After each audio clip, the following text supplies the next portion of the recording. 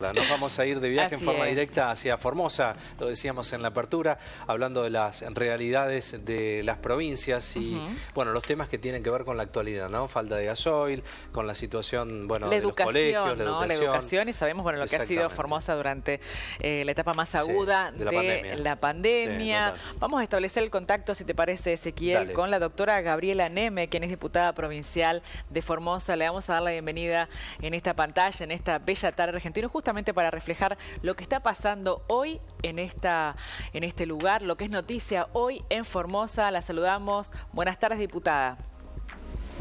Buenas tardes, Julieta, Ezequiel, ¿cómo andan ustedes? Bueno, muy bien, muy bien. Un gusto saludar a la doctora, hace tiempo que no la teníamos. Uno de los temas que son agenda en forma cotidiana en estas últimas semanas tiene que ver con el combustible, ¿no? La falta de gasoil preocupa casi 20 provincias de la Argentina con faltante. ¿Cuál es la realidad allí que los productores temen por la cosecha? Bueno, Formosa siempre tiene un poquito más, ¿no? Nosotros hace meses que venimos con una problemática quizás no tan agravada como esta última semana por el hecho del contrabando de combustible al Paraguay. Vos te vas a Formosa, a Clorinda, tenés fronteras liberadas con gente con bidones de 5, de 10, de 20 litros de combustible, que hacía que las localidades nos quedemos con poco abastecimiento de combustible, nos vendían a veces con un tope, 2.000 pesos por carga, 3.000 pesos por carga. Así que estamos muy complicados, el campo está con una crisis de producción que tiene que ver con el gasoil, pero también que tiene que ver con la emergencia agropecuaria que fuera oportunamente declarada por Nación, que mandaron 150 millones de pesos para paliar los efectos de la emergencia, pero que el gobierno de Gildo Infran todavía no repartió porque según un intendente no saben cómo van a repartir. Así que evidentemente si no saben cómo van a repartir, tendrían que pensar de retirarse de la función pública, ¿no? Diputada, bueno, ¿cuál es la situación de aquellos pequeños, medianos productores justamente de las economías regionales en este contexto económico? Y en esta falta de panorama o en esta incapacidad para proyectarse, para saber cómo van a solventar, ¿no? El tema de las cosechas. Devastada, la Formosa está devastada. Recuerden que fue primero la sequía, los primeros meses del año, después los incendios que no fueron tan noticia como Corrientes, pero tuvimos miles de hectáreas afectadas por los incendios, así que venimos devastados en una economía.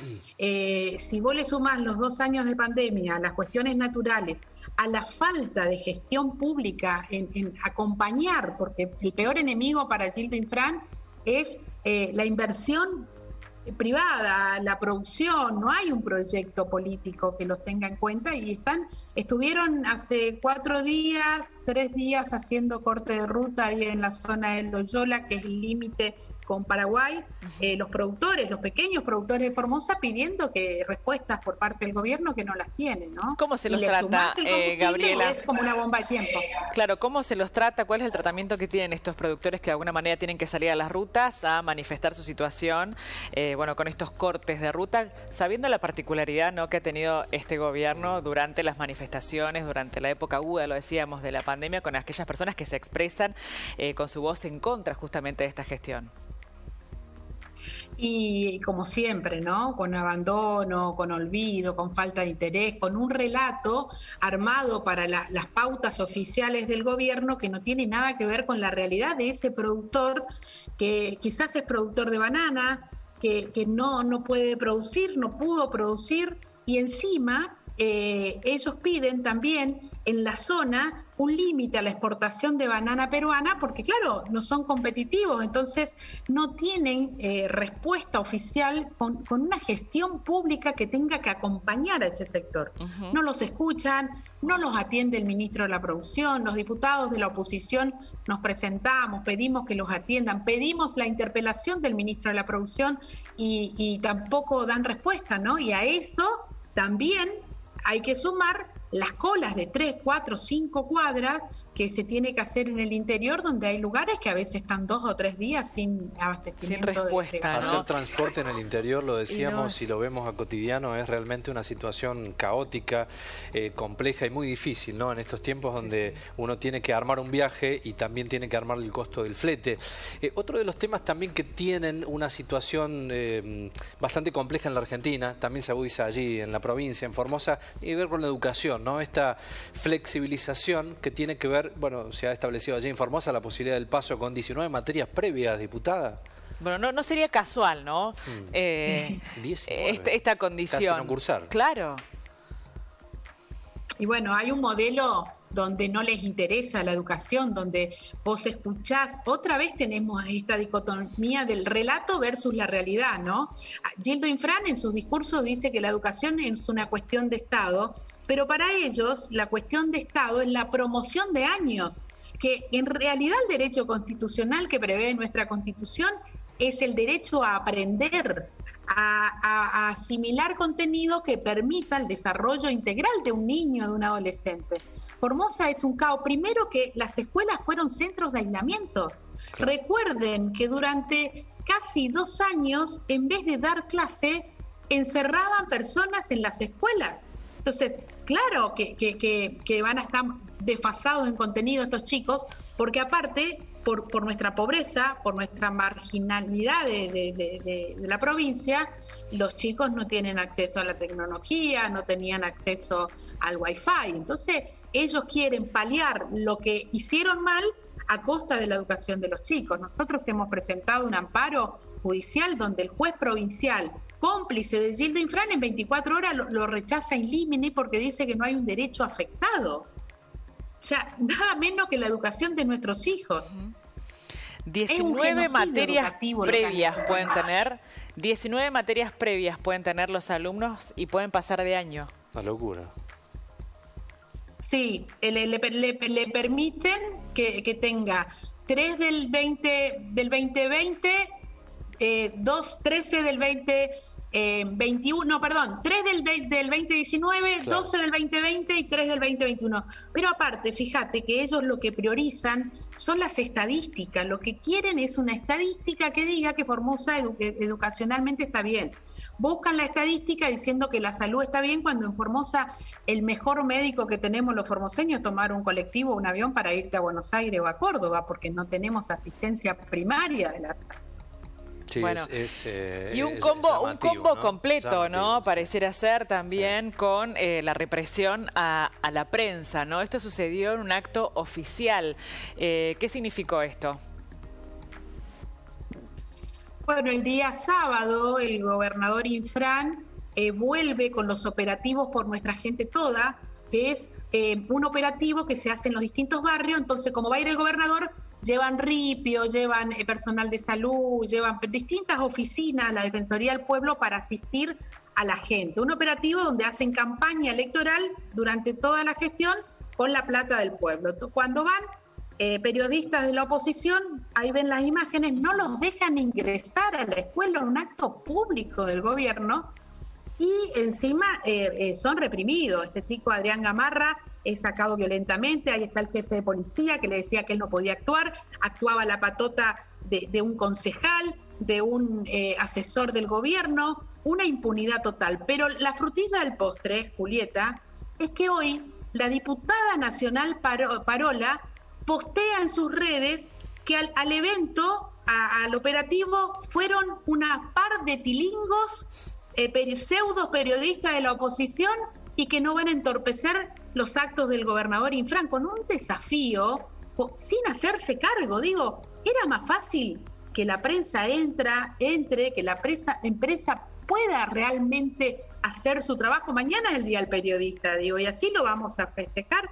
Digo, no hay un derecho más incómodo para el gobernador Infran que respetar el derecho a la libertad de prensa y de expresión. Bueno, debe tener que ver, Gabriela, ¿no? con el blindaje también mediático, ¿no? Oficialista que tiene el gobernador para hacer estas cuestiones, y después refrendarlo así, de esa manera, casi con impunidad, responder por redes sociales como que nada importa. Y en esos términos, ¿no? Y en esos términos, ¿no? Como desafiando a la prensa.